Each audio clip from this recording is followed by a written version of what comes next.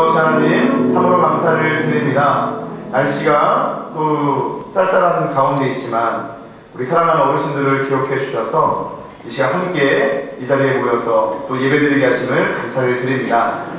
짧게 말씀을 나눌 것인데 이 말씀 한 구절이 우리 마음에 새겨지게 하시고 또 남은 여생 이 말씀을 붙들고 승리하는 우리 모두가 되게 하옵소서. 예수님의 이름으로 기도합니다. 아멘. 이렇게 인사합시다. 잘 오셨습니다. 보고 싶었습니다. 시작.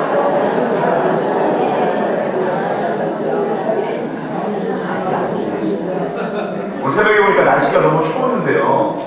좀 많이 걱정을 했는데 그래도 우리 어르신들이 사모하는 마음으로 이 자리에 오심을 감사를 드립니다.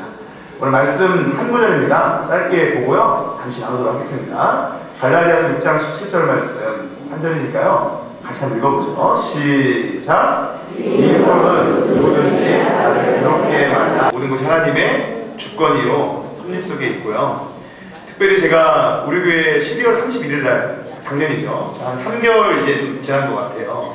부임을 하고 맡겨진 사역들이 여러 가지가 있는데 가장 감사한 것 중에 하나가요. 저기 부천에 있는 요양병원이 있습니다. 너싱홈 베터라이프라는 요양병원이 있는데 우리 교회 성도님의 사업장이에요. 거기는 치매 걸리신 환자들 그리고 이제 좀 어려우신 이제 곧 돌아가실 수 있는 그런 분들이 요양 중에 있습니다. 그 사역을 감당하면서 너무 감사했습니다. 왜냐하면 우리 삶이 다 소중하고 가치가 있지만 태어날 때부터 또 마지막까지의 삶 속에 어떤 부분에서 마지막 그 삶의 여정을 하나님께서 또 사용하실 수 있는 귀한 기회를 주셨기 때문에 감사했고요. 그런 의미에서 또 실버 행복 아카데미를 맞이하면서 제 안에 분명한 확신이 있고요. 또 기도 제목이 있는 것은 우리 성도님들 이 자리에 계신 분들은 신앙의 연수가 다 다를 거예요. 또 최근에 교회에 오신 분도 계실 것이고 아니면 정말 모태신앙이시라면 정말 저보다 한 2배 이상 주님과 동행하며 살아온 분들도 계실 겁니다. 어찌되었든 간에 우리 모두가 예수님 안에서 한 가족이고 주님의 지체인데 우리가 처음 시작을 예수님을 향한 믿음으로 시작했다면 마지막은 무엇으로 끝내야 되죠? 믿음으로 끝내야 될 줄 믿습니다. 아멘. 성경의 갈라디아서 말씀 보니까요. 믿음의 반대말은 율법의 행위라고 했습니다. 사도 바울은. 율법의 행위는 무엇이냐? 나의 의로움, 나의 공로. 내가 지금까지 하나님 앞에 이렇게 충성했으니까 마땅히 하나님 앞에 이러한 것을 얻어야 된다는 아주 교묘하지만 우리 안에 있는 의로움이 있다는 거죠. 근데 우리가 처음 주님 만날 때는요 그렇지 않았습니다. 예수님 만날 때는 나는 정말 철저한 죄인이요 내 안에 선한 것이 아무것도 없는 절망 속에 빠졌던 내가 주님 때문에 살았구나 라고 고백했다는 거죠. 아멘. 주님의 보혈의 분들을 힘입어서 우리가 구원의 은혜를 받았잖아요. 우리의 믿음이 끝까지 이거 붙들고 나아갔으면 좋겠습니다.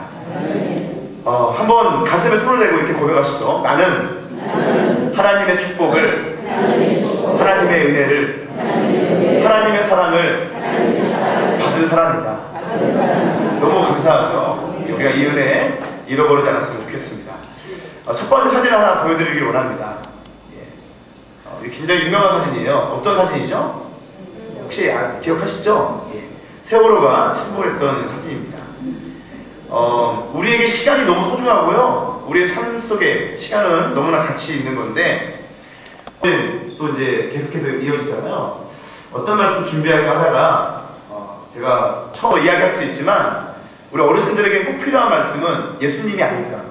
또 우리가 알았던 예수님을 더 깊이 만나면 좋지 않을까라고 생각을 했습니다. 그러면서 생각했던 사진이 바로 세월호 사진이었습니다. 세월호가 2014년도에 4월 16일 날 약 476명이 승선했죠. 그리고 나서 172명은 구조를 당했지만 304명이 실종 및 사망하는 대형 참사가 일어났고요. 더 가슴 아팠던 거는 많은 사람이 죽은 것도 죽은 거지만 대부분의 사망했던 사람들이 고등학생, 아직 꿈도 피워보지 못했던 학생들이었습니다. 제가 당시에 청소년부 사역을 감당하고 있었거든요.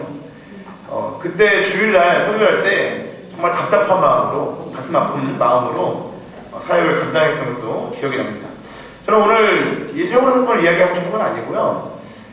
맨 마지막에 세월호 사건이 일어나고 나서 이제 어떤 기록이 끝나는 그 시점이 있었어요. 한 10시가 넘었던 시간인데요. 그때 학생들이 카카오톡을 자기의 가족과 또 친구들과 선후배들에게 보냈던 것이 화제가 된 적이 있습니다. 제가 그것을 한번 나누고 싶어서 이 사진을 띄웠습니다. 아빠와 아들의 1시간 정도 남았던 시점에 아빠 하죠. 그러니까 이제 아들이 아빠랑 아들 웬 사람 고백 아빠도 사랑한다. 날씨가 꿀꿀 신나게 놀다 와라. 도착하면 엄마한테 문자 주고 이렇게 얘기하는 거죠.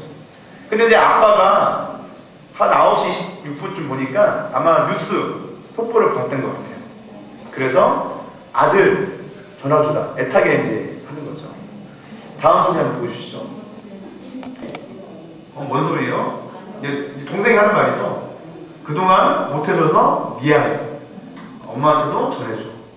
마지막에 이제 뭡니까? 누나 안산고, 그러니까 단원구에 고등학교에 연극 동아리가 있었는데요. 동아리 채팅방, 단체 채팅방이 있었대요. 거기에 애들아 진짜 내가 잘못한 거 있으면 이제 사람들 이제 선후배들 아마 이제 수학여행을 가는 학생도 있고 이제 가지 않은 선배 후배들이 있었겠죠.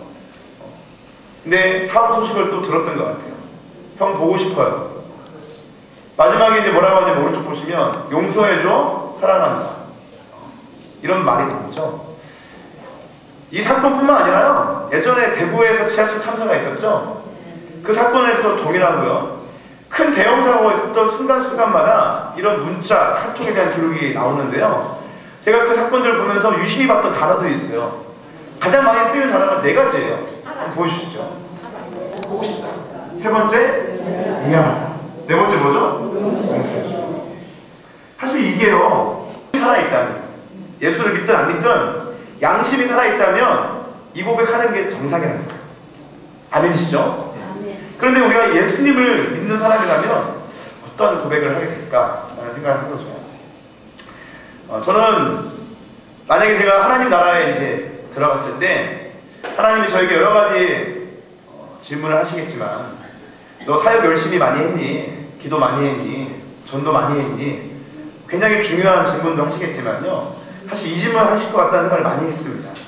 너는 너의 몸에 나의 흔적, 우리 주님의 흔적을 가졌니? 이런 질문을 하실 것 같아요. 아까 갈라디아서 6장 17절 말씀에 사도 바울이 내 육체에 예수의 흔적을 가졌다 이렇게 표현했거든요. 오늘 말씀의 제목은 예수님의 흔적이라는 제목이에요. 여러분 이 예수님의 흔적에 대해서요. 천주교, 그러니까 로마 카톨릭은 이 흔적을 우리 육체에 난 상처, 주님의 성흔, 예수님을 잘 믿으면 믿는 성자, 성녀들은 육체, 주님과 함께 똑같이 상처가 난다 이런 거 뭐 얘기한 적이 있어요. 저는 동의하지 않습니다. 물론 예수님은 십자가에 못 박혀 죽으실 때 손과 발, 이 양손이에요. 손이 이 가운데가 아니고요. 이 동맥이 흐르는 이 여기에요. 여기에 20cm가 넘는 대못이잖아요. 박히셨죠. 몇 개 박히셨죠? 하나, 2개, 우리 발목이 교차되어서 하나 더, 3개를 박히셨죠. 가시멸. 그리고 우리가 영화를 볼 때 주님은 그래도 옷을 걸쳐 입잖아요. 십자가에 고난당하실 때. 우리 주님은요, 실제로 십자가의 한 번은요, 발가벗기는 거예요. 속옷도 없어요. 완전히 다 발가벗기는 수치였어요. 그리고 채찍질은요, 그냥 노끈 채찍이 아니에요. 거기에 상악뼈, 금속 같은 걸 붙였거든요. 그래서 역사의 기록에 의하면 한 대를 맞으면 팔집이 떨어져 나가는 고통이었어요. 엄청난 고통이에요. 사실 육체의 고통보다 더 큰 고통은 우리 주님은 하나님이신데 성부와 성령과 함께 하시는 성삼위 하나님이신데 하나님의 영광을 역사상 처음으로 우리 주님의 역사상 한 번도 경험하지 못한 하나님의 영광을 포기하시고 하나님의 진노의 형벌을 받아서 죄인이 되셨던 사건, 그게 우리가 믿는 주님의 고난입니다. 중세교회 로마 카톨릭은 예수님을 잘 믿으면 그런 흔적이 나타날 거야 라고 주장도 했습니다. 그러나 사도 바울이 얘기했던 예수의 흔적은요, 물론 사도 바울은 복음 때문에 수도 없이 고난당하였고요, 육체에 상처가 있었고요, 유대인들에게 40에서 하나 감한 매를 5번이나 맞았고요, 배를 타고 가다가 3번 파손하였고, 일주일을 깊은 바다에서 지냈을 뿐만 아니라 수고하고 애쓰고 헐벗고 그런 고통, 고난을 받았던 사람입니다. 사도 바울이 말하고 싶었던 예수님의 흔적은 그런 육체의 흔적을 말하는 것이 아니라요, 오히려 예수님의 복음 때문에 그 복음으로 인하여 우리에게 드러난 주님을 닮아가는 성품, 성령의 9가지 열매, 십자가 대속의 죽음과 부활의 능력이 사도 바울의 삶 속에 있었다, 이것을 말하고 싶었던 거죠. 우리는 누군가를 사랑할 수 없지만, 우리도 수도 없이 상처를 받잖아요. 누군가의 비난을 받잖아요. 여러 가지 아픔도 있잖아요. 그러나 누구를 사랑할 수 없지만 우리 안에 누가 계시죠? 나를 위해 죽으신 주님이 계시고, 나의 모든 정욕도 이미 주님과 함께 죽음을 경험했다고 우리는 믿잖아요. 그리고 주님의 부활과 함께 지금도 내가 살아있다고 믿잖아요. 내 안에서 성령께서 여전히 나와 함께 하심을 믿잖아요. 이거 자각할 수 없다면 죄송하지만 너무 불행한 그리스도인이라고 생각합니다. 끊임없이 아침에, 점심에, 틈틈이 걸어다닐 때도 나에게 말씀하시고 나와 동행하시는 주님과 함께하는 기쁨이 우리 안에 있다면요, 그 주님의 흔적이 우리 안에 닮아 있다면 세상 영광을 바라보는 게 아니라 주님을 끝까지 따라가는 것이죠. 내가 누군가를 미워하는 것이 정당하다 하더라도 미워하지 않고 용서하는 것이죠. 내가 사랑할 수 없는 환경에서도 사랑하는 것이 예수님을 믿는 사람인 줄 믿습니다. 저는 오늘 말씀 기억하면서 한 명을 소개하기를 원합니다. 이 사람 소개하고 오늘 말씀을 맺겠습니다. 많은 분들이 아실 거라고 생각합니다. 고 안수현 씨, 이미 똑같은 나이였던 33세에 당시에 촉망받는 재능이 있는 군의관이었어요. 군의관을 공부하다가 지난 2006년도 12년 전에 세상을 떠났던 사람입니다. 많은 사람들이 처음에는 그냥 좋은 대학교 나왔고 좋은 직업을 가졌던 안타까운 청년의 죽음이다 생각을 했습니다. 그런데요, 이 안수현 형제의 장례식 날에 사람들의 생각이 많이 바뀌었어요. 조문객이 몇 명이 왔냐면 4,000명이 넘게 왔습니다. 영남교회 청년이었거든요. 한경진 목사님, 고 한경진 목사님이 돌아가셨을 때 그 정도 조문이 왔는데, 한경진 목사님은 그 교회 담임 목사님이잖아요. 그 교회 청년의 죽음에 4,000명이 넘는 한경진 목사님만큼 많이 온 거예요. 그리고 나서 그 조문객들이요, 안수현 형제를 많이 제대로 알고 있는 어떤 지인들이 아니었어요. 대부분 온 사람들이 안수현 형제의 삶을 통해서 도전받고 멀리서 지켜보지만 저 사람처럼 살고 싶다라고 그렇게 고백했던 사람들이 왔다고 합니다. 그는 의사였는데요, 인턴과 레지던트 시절에 환자들의 이야기를 밤새워 들어줬던 의사였습니다. 그냥 시간 때우기식으로 대학병원에 있으면 그냥 시간 때우잖아요. 마치 환자가 인스턴트 식품인 것처럼 몇 분 간격으로 쪼개가지고 진료하잖아요. 그렇게 하지 않았어요. 그렇게 하고 나서도 끝까지 밤새워, 어떤 암 환자에게는요, 그 암에 대한 두려움이 있잖아요. 그것을 위해서 CCM 찬양가도 선물도 하고요, 밤에 가서 그 환자의 마음을 위로도 하고요, 그렇게 했던 환자였어요. 그리고 병원에 입원하였던 한 어린아이가 와의 약속을 지키기 위해 그 어린아이가 퇴원했을 때 저기 멀리 부산에까지 선물을 들고 시간을 쪼개서 내려갔던 의사였어요. 간호사들의 실수로 깨트린 약병을 자신이 대신 책임을 지었던 사람이었고요, 병원이 파업을 하게 되었다고 합니다. 똑같이 요즘 의료 파업이 있는데 당연히 의료 직종에 있는 사람들이 모두 다 파업을 하면요, 동참해야죠. 그런데 자신의 신앙 양심상 나는 그렇게 할 수 없다, 나는 의사로서 환자를 지켜야 된다라고 왕따를 당하면서까지 끝까지 환자 곁에 머물렀던 소신 있는 의사였습니다. 장례식 당일에 갑자기 할아버지 한 분이 그의 영정사진 앞에 와서 대성통곡을 하며 외치기 시작했습니다. 저 사람은 유일하게 나를 사랑으로 대우했던 의사였다라고 고백했습니다. 그 할아버지는 병원 앞에서 구두 닦기를 하였던 할아버지였습니다. 안수현 형제는 병원에 출근할 때마다 항상 빠짐없이 노인의 손을 잡아 주었습니다. 할아버지, 춥지 않으세요? 사랑 가득 담긴 말로 위로하였던 그러한 의사였다고 합니다. 병원 세탁물을 담당했던 아주머니는 증언합니다.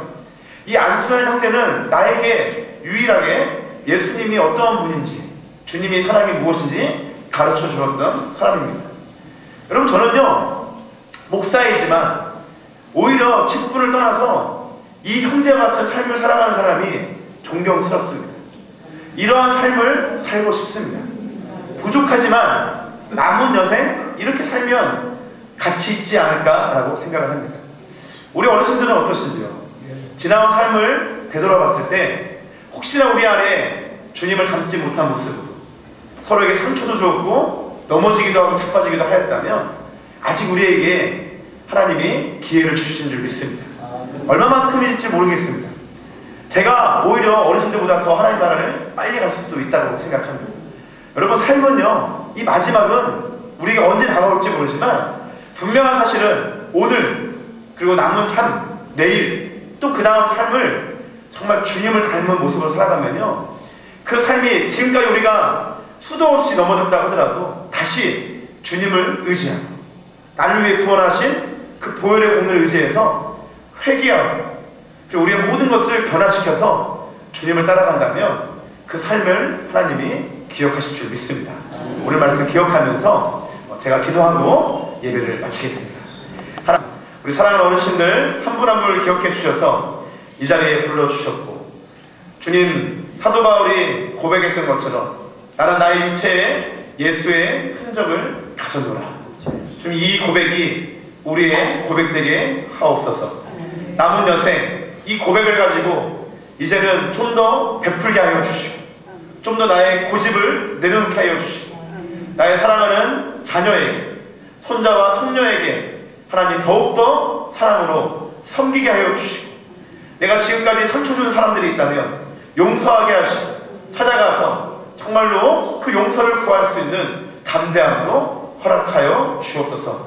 하나님, 우리 안에 있는 이 겉으로 드러나는 모습이 아니라 정말 내면이 변화되어서 주님을 닮아가는 우리 사랑하는 어르신들 한 분 한 분 될 수 있도록, 또 남은 여생이 주님을 통하여 기뻐함을 얻는 참된 평강과 소망이 넘쳐나는 우리 어르신들에게 하옵소서. 이제는 우리 주 예수 그리스도의 은혜와 하나님의 사랑하심과 성령의 교통하심이 오늘 안수현 형제처럼 끝까지 예수의 흔적을 닮아가는 우리 모두가 되기를 원하는 사랑하는 어르신들 머리 위에 이제로부터 영원까지 함께 있을지어다. 아멘.